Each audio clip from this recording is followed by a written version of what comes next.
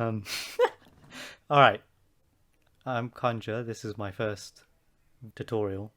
So right, this is a beginner tutorial, but I still think I'm a beginner. So if anything I say doesn't sound advanced because I don't know the advanced stuff. Don't do the advanced stuff. Um, but anything I mention here, I'm going to link in the description, and I hope this helps. So let's just get into it. Ugh.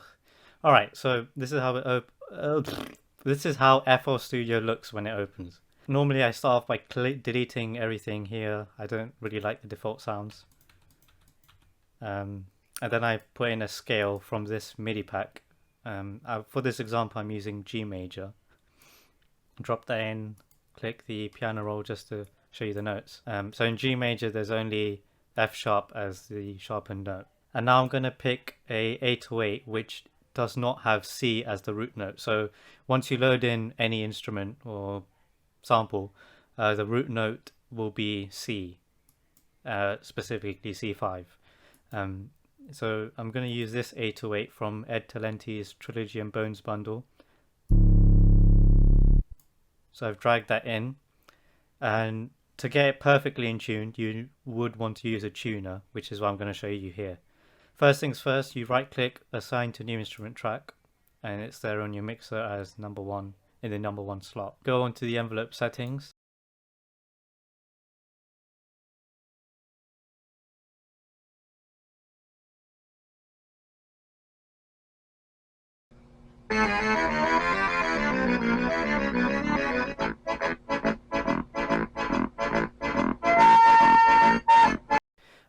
So yeah, as I said, root note is already C5, but I'm going to show you that that is out of tune. 2 hours later. So now, it's because it said C sharp, and I completely forgot about Edison. Okay, this is terrible. Okay, second take. Let me show you Edison. So Edison, to get Edison, go into sample settings. So the first screen we were in. Right click the waveform and go to edit in audio editor. And then you want to click this flag, which stands for regions, and then go to detect pitch regions.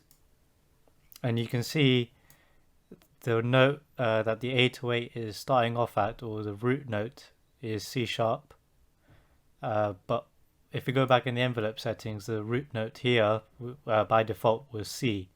So that means any note that we play on the 808 will be out of tune. And this is something that I kept making the mistake on. So the reason I picked G major was because it only has 1 sharp, F sharp. C sharp is not a note of that scale.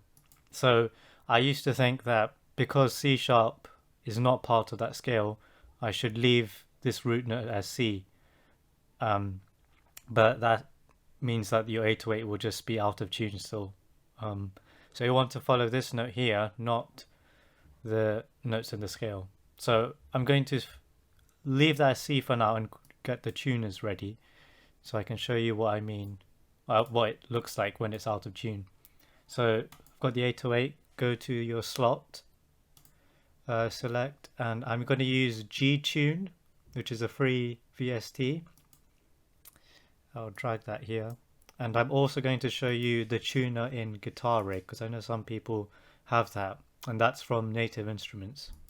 So on Guitar Rig, the tuner is selected with this button here, show hide tuner. You don't need to select any amps at all. And if I start playing a note on the 808, so I'm going to just play C5, middle C, and you'll see what it comes up with on the tuner.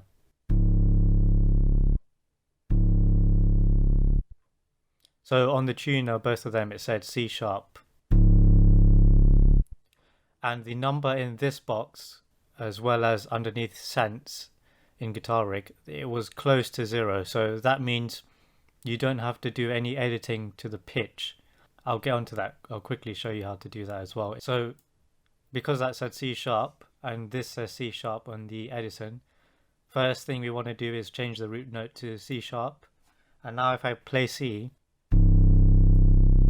it's in tune. So it's if it was if it says -20, you need to edit this pitch button here, so it counters the -20 on here.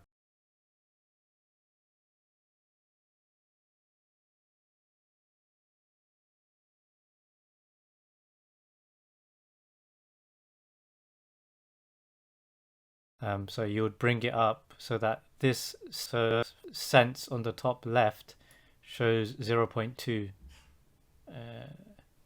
You have to be quite gentle with it. That's what she said. 2,000 years later. Yeah, close enough. So yeah, that is how you type it in to edit it.